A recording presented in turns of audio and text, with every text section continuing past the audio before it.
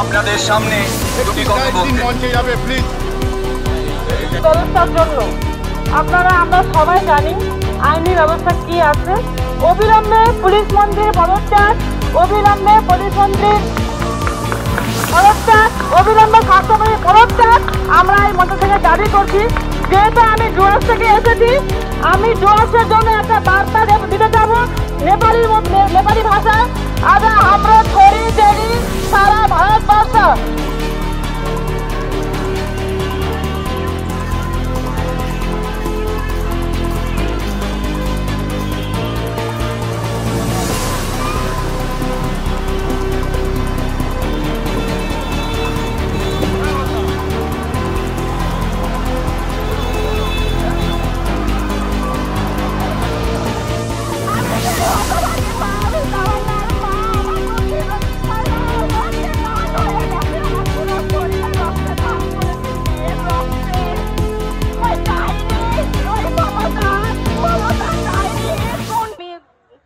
সবাই এখানে আসাতে আমি খুব খুশি।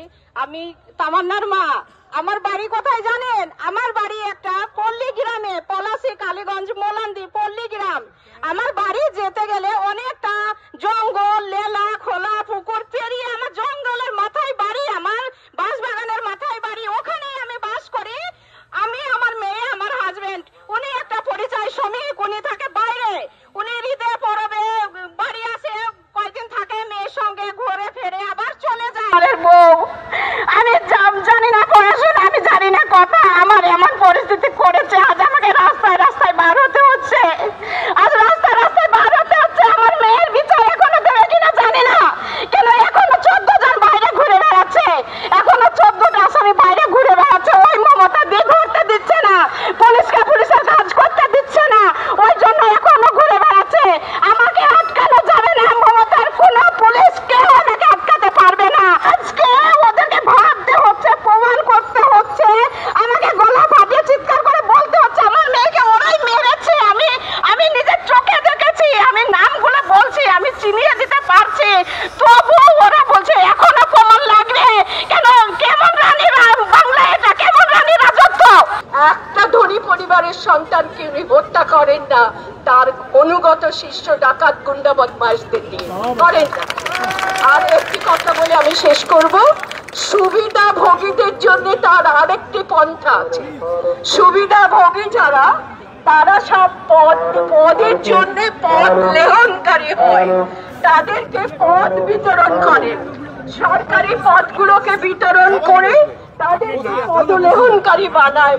আজকে আপনারা এমন নাগরিক পাবেন না যারা তার ওই মঞ্চ থেকে সেখানে এসে দাঁড়ায় প্রতিবাদী হয়ে ওঠে। সেরকম নাগরিক পাবেন না, কারণ তাদেরকে তিনি পদ দিয়ে পদলেহনকারী বানিয়েছেন। এই সুবিধা হারা আর সুবিধাভোগীদের তিনি কিভাবে আয়ত্তে আনতে হয় জানেন।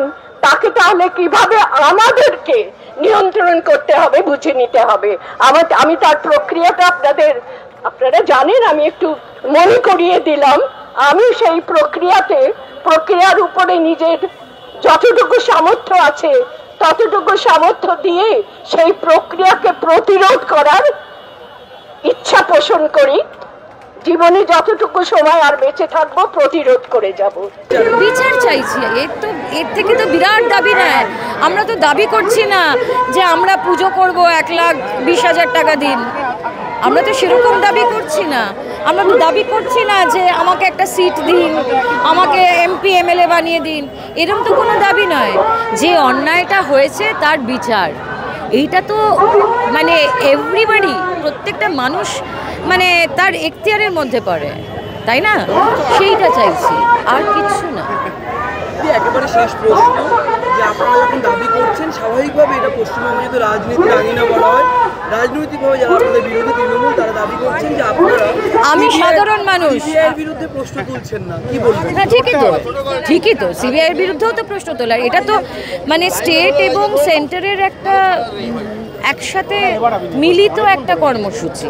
এটাকে ধামাচাপা দেওয়া মানে আসল লোকগুলোর না হোক। যে ঘটনা যে ঘটেছে তার সঙ্গে যে এবং যারা তাদের আড়াল করেছে তারা একইভাবে অপরাধী। আজকে আমি রাস্তায় এনেছি তাদের বিরুদ্ধেও, এবং আমার বিশ্বাস এখানে যত মানুষ আছে তারা প্রত্যেকে জানে যে কেন প্রকৃত বিচার হচ্ছে না, তারা প্রত্যেকে জানে কেন আমরা ন্যায় বিচার পাচ্ছি না। আগামী দিনে মানুষকে সিদ্ধান্ত নিতে হবে, যদি মানুষ সিদ্ধান্ত নিতে পারে রাষ্ট্র বাধ্য হবে ন্যায় বিচার দিতে, মানুষ সিদ্ধান্ত না নিতে পারলে হবে না। পুলিশ একটা তদন্ত এখনও করছে, সেটা হচ্ছে 14ই আগস্ট রাতে কী হয়েছিল সেই তদন্ত কে করছে? পুলিশ করছে। 14ই আগস্ট রাতে কারা ঘটনা ঘটিয়েছিল তা জানতে পারলে কারা তাদের আড়াল করতে চেয়েছে তার একটা ইঙ্গিত আমরা পাবো। তাই পুলিশ সেই তদন্ত করে আমাদের সামনে কিছু আনেনি, এবং সিবিআইও যে পুলিশের তদন্ত দেখে সুপ্রিম কোর্টের বিচারপতি বলেছিলেন তিনি তার দীর্ঘ পেশাদার জীবনে এই রকম অপেশাদার কাজ দেখেননি, সিবিআই পরবর্তীকালে এসে সেই তদন্ত নিয়ে কি বলল, আর যদি প্রমাণ লোপাট হয়ে থাকে, যারা লোপাট করেছে সিবিআই কেন তাদের নাম প্রকাশ্যে আনছে না, কেন তাদের বিরুদ্ধে শাস্তির ব্যবস্থা করছে না। দাবি হচ্ছে প্রথমত অভয়ার বিচার চাই, এটা তো দাবি, মানে এখান থেকে তো আমরা সরিনি, কেননা অভয় আমরা বিশ্বাস করি যে অভয়া বিচার পায়নি, সেজন্য রাজপথে আসা। দ্বিতীয়ত হচ্ছে যে আমাদের এখানে প্রশাসন তার যে রূপ আমরা দেখছি, মানে আমি শুধুমাত্র আপনারা বলতে পারেন যে এটা তো সিবিআই দেখছে এখন, হ্যাঁ সিবিআইয়ের বিরুদ্ধে বক্তব্য আছে, এবং আমি বিশ্বাস করি কেন্দ্রীয় সরকার যদি সিবিআইকে টেনে না ধরত, এবং কেন্দ্রীয় সরকার যেভাবে সিবিআইকে তাদের কাজ করতে দিচ্ছেন না বলেই আমার বিশ্বাস, সেটা যদি না হতো তাহলে হয়তো আমরা আরো ভালো কিছু দেখতে পারতাম। এবং আজকে যারা রাস্তায় নেমে মানে শাসক মানে কেন্দ্রীয় শাসক দলের যে প্রতিনিধিরা আজকে রাস্তায় নেমে অভয়ের আন্দোলনে আছেন, তাদের সততা নিয়ে আমার সন্দেহ আছে এই জন্যে যে তারা কিন্তু সিবিআই কেন এটা করছে এই প্রশ্ন তাদের নেতৃত্বের কাছে তুলছেন না। এই ব্যাপারে বক্তব্য রাখা আমাদের দরকার আছে, রাস্তায় জনগণের কাছে এই ব্যাপারে সচেতন করার দরকার আছে। পাশাপাশি এই রাজ্য সরকার যারা এই প্রশাসনকে একেবারে, আমি বলবো প্রশাসনে একেবারে পচন ধরে গেছে। আমি একজন পরিবর্তনপন্থী ছিলাম, বহু মিছিলে বহু মিটিংয়ে আমি বক্তব্য রেখেছি, পরিবর্তনের পক্ষে বক্তব্য রেখেছি। আজকে আমি বলছি আমরা বুঝতে পারিনি, আমি ধারণাই করতে পারিনি এরকম একটা দুর্নীতিগ্রস্ত সম্পূর্ণ মিথ্যেবাদী একটা প্রশাসনকে আমরা পাবো। ফলো করুন সংবাদ প্রতিদিন ডিজিটাল।